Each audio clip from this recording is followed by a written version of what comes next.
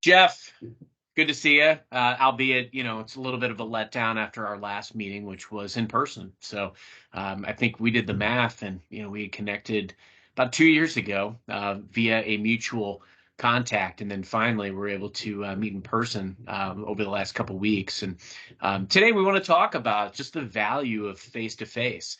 I know you do a lot of remote work. You also do a lot of travel. Over the last several weeks, I've been really fortunate to do a lot of in person, as well as obviously doing a lot of remote work. And so, wanted to spend some time today just talking about the value of face to face. How do you see it playing? As we go forward, how is face to face going to continue to be valuable? Yeah.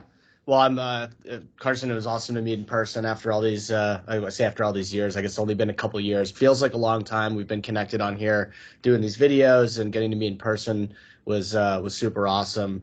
Look, I've been a big proponent of face-to-face meetings. I'm as even as a millennial, and I kind of rail against some of the uh, digital, ways of communication and social media and things like that. And not to get on a soapbox or anything, but there's a lot of damaging things that have come for people because of the way that we're kind of disconnected and the way that people are able to kind of put up a facade on who they are. And I don't want to be dark, but we could, there's all sorts of bad things that are happening with teenagers and depression and anxiety and things like that. And all of this, I think, just to bring it back, is it just shows the importance of how real human interactions and real face-to-face connections are so valuable.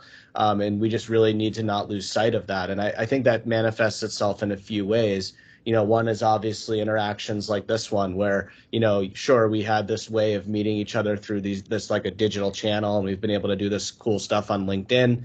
It's been a great relationship, but, getting to meet in person when I was in St. Louis last week for a conference was kind of a way to crystallize that. And enjoyed spending a few hours with you, having a couple drinks. Um, I think it's true also just in your workspace. I'm a remote employee. I believe you are as well. My company's headquartered in San Francisco. I'm in Boston. I try to get out there every few months to see my coworkers because it's a good morale boost, but it's also a great way for me to be intentional about getting things done with some of the people on my team. And speaking of which, I think that's why face-to-face meetings with customers are so important. One is it builds trust, and I think it allows you to get to know people on more of a personal level, and understand what really, who they are as a person. I had a customer actually that I saw last week when I was in St. Louis who was texting me about the Bruins game last night, which did not go well. But even something like that, is just kind of a nice personal thing that I got out of building that relationship. But I also think one thing about face-to-face meetings is it creates an avenue for intentionality. It's like, hey, if we all know that we're coming on site to do this thing on a certain date, then we know we need to get X, Y, and Z done before that happens. And we know that when we spend that time together, that we're going to be doing, X, Y, and Z thing as well. So I think it's just a great way to hold yourself accountable in these relationships as well, because you do have to be intentional to get on an airplane and go somewhere. So that's kind of my perspective on it, and I know you do a lot of the same, and you're out and about as well. So I'd love to hear your perspective on it. Yeah, I love hearing your vantage point, Jeff. Obviously, starting our careers at a little bit different places. I've been in sales for 20 plus years, and I was an in the office guy every day. And then compare and contrast that to now, over time, my team has become more and more spread out. And so I don't have anybody that I support locally. So a lot of my work is remote, and there's a lot of advantages to, we've been given this great gift. We have technology that now enables us to create relationships, start dialogue virtually without ever meeting. So it's not like you and I walked up to each other and we're complete strangers. We obviously had a good rapport. We had talked before about personal and professional things. So it felt very natural. But I liken it to a game of football, right?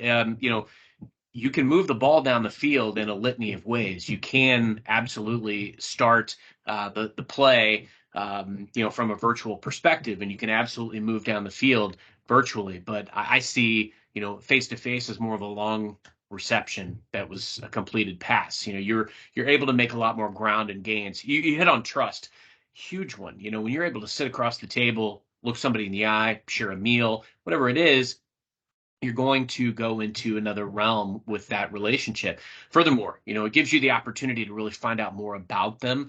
That's why I think it's so brilliant as a seller, to really understand like your audience. When you're able to sit down, break bread with these folks, make sure you understand, start to, if they start talking about family and they start talking about some of their passions, remember these things. I try to keep a file on people on my team, people that are key customers, just so that I understand these things and I'm able to harken back to that. I think you develop those things over time, and it really once you have that relationship, I always like to say, look, relationships beget deals. You can't get caught up in being so concerned about winning the deal. It really comes down to earning that right to be a trusted advisor, and that happens a lot more quickly when there's some face to face involved. I know that in today's day and age, it's becoming less and less common to spend a lot of time and money traveling to meet people where they are. However, because it is still being used, it's almost more precious. Now, when you're able to make that trip and go see someone in person, over the last several weeks, I was able to do a lot of face to face. I was very fortunate. I went to a very large convention and also had some face-to-face time with a customer that I just was within driving distance, a couple of hours away. And it's amazing because you go in there, you can have a lot more candid conversations. Obviously, you're going to have that water cooler talk because you're going to take breaks, you're going to have a meal, and all kinds of things open up from that. And it's amazing what happens when that happens when you're not living in the confines of a video meeting or a meeting that nobody shares video on. You're not living in the confines of that for a 25, 30 minutes where everybody's back to back. It's a lot more freeing when you've made that time, set aside that time to dedicate and devote it to sitting there in person with somebody. I walk out of every one of those meetings with 5, 10, a dozen opportunities to do something with that organization or with that person or with that customer that maybe I hadn't even achieved over the last 6 months to a year for a variety of reasons.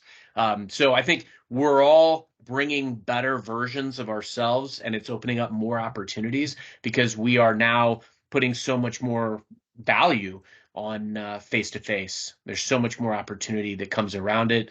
It's got to stay. I think a lot of times our society would do these big pendulum swings. So, I think we tried to see as much as we could do remotely. But to your point, there was some negative effects of doing everything remote, everything with lack of connectedness because we're hardwired to want connectedness. And so that's why I think more and more as we go forward, face to face has got to be a big part of of the hybrid selling world. Love it. Well, we got to get you up to Boston now. So I'm uh, game. I want to see. So the next time the Cardinals are playing the Red Sox at Fenway, got to make it happen. all right, we'll look at the schedule right after this. Sounds good. I'll try to make a couple of calls in All home right, office and try to get that on the books. Good perfect. stuff as always. Thank you, sir, and we'll see you next time. Thanks, Carson.